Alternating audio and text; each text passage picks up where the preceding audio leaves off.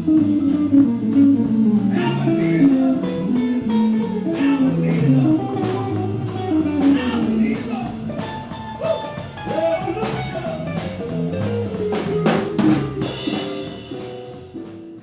the fourth day of Chickenfoot, Chad said to me, "Whoa, yeah!"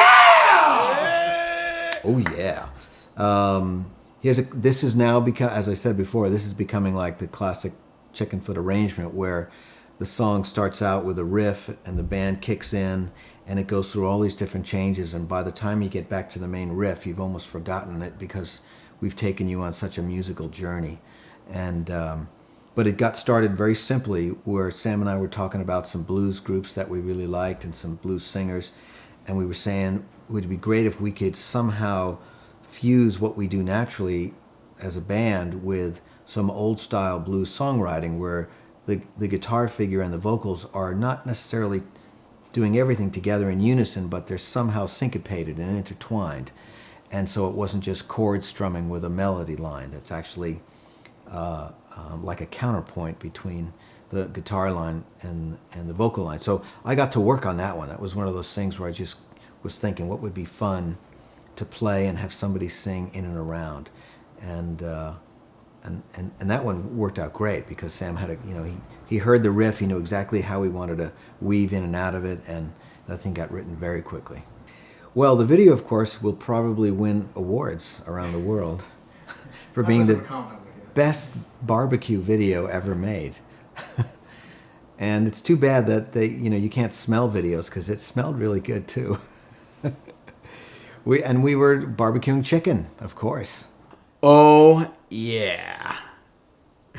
I love the chorus because I always love the gang type of thing, oh yeah. And it is something that will hopefully create a lot of audience participation in the chorus. It's got a great, again, the solo. I think Joe's amazing in this solo. The first part of the solo, almost, it'll sound like a keyboard to you.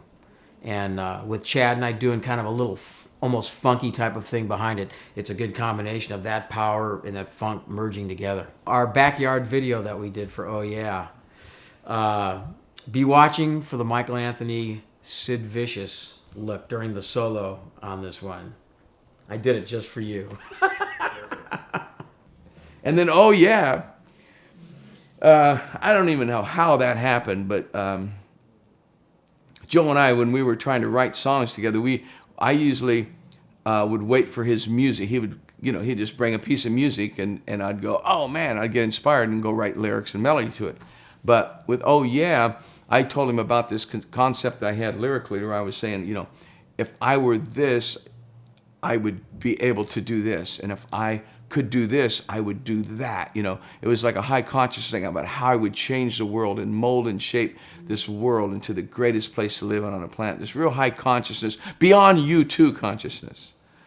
But as I started writing the lyrics, man, you run out of ideas. It's like, well, what would you really do if you were the president, or if you were a king, or if you were Jesus, or you were Buddha, you were God? You have all these choices. What would you do? And man, it was rough. And I didn't finish these lyrics in this song for probably a month. It took me about a month.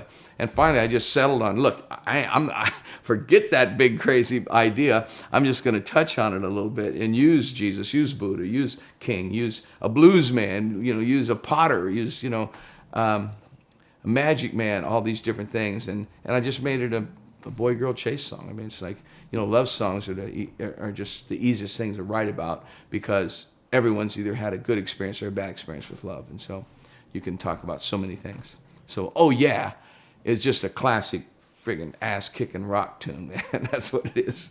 We were sitting there playing it back after we first started playing it together. I didn't have any lyrics written or nothing. And I remember we were playing it back, and I just started singing, oh, yeah.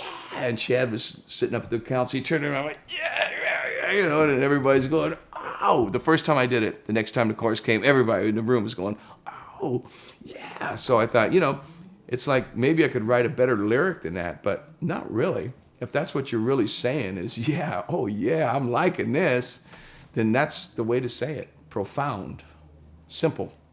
We all got together and sang that. We have it on video, of course. We've all seen it by now, probably. But yeah, that was in the middle of the recording session, we all just went in there and yelled and screamed. Oh yeah, about 20 times. And of course, Joe blew his voice out after about the third one.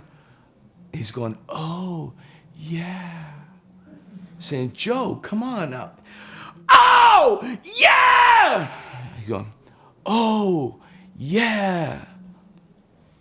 Joe's too mellow. He's too mellow to do that. On the guitar, he's not mellow. Forget about it, man. They had to put Chad in the other room. He was yelling and screaming so loud. Chad's like a maniac. Joe's like the anti-Chad. They're like yin yang.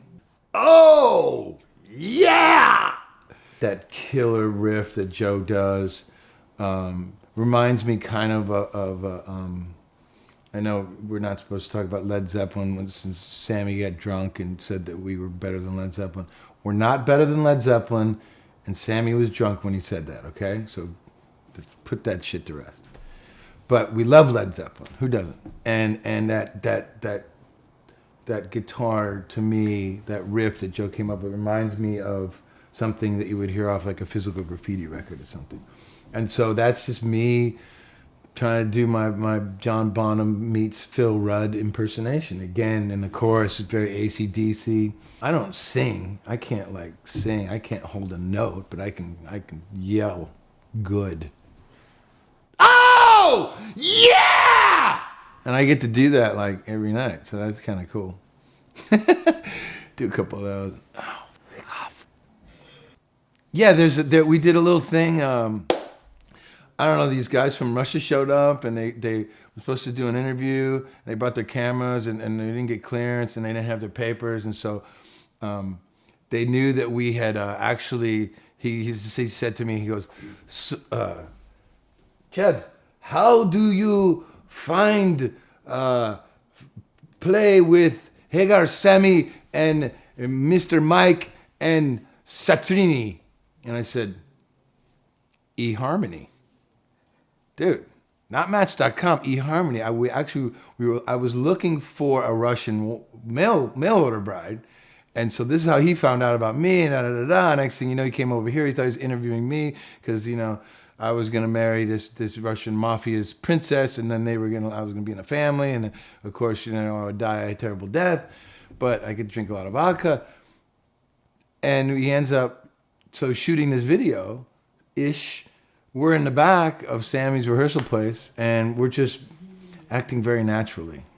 Very naturally. This is just the things we do every day. You'll see it. You'll see what I mean. You'll see what I mean. In my basketball skill, I'm not going to say anything, but the Lakers, if Kobe goes down, they know who to call. 2, 3. From Chad, Joe, Sammy, and Mike! Oh, I get it.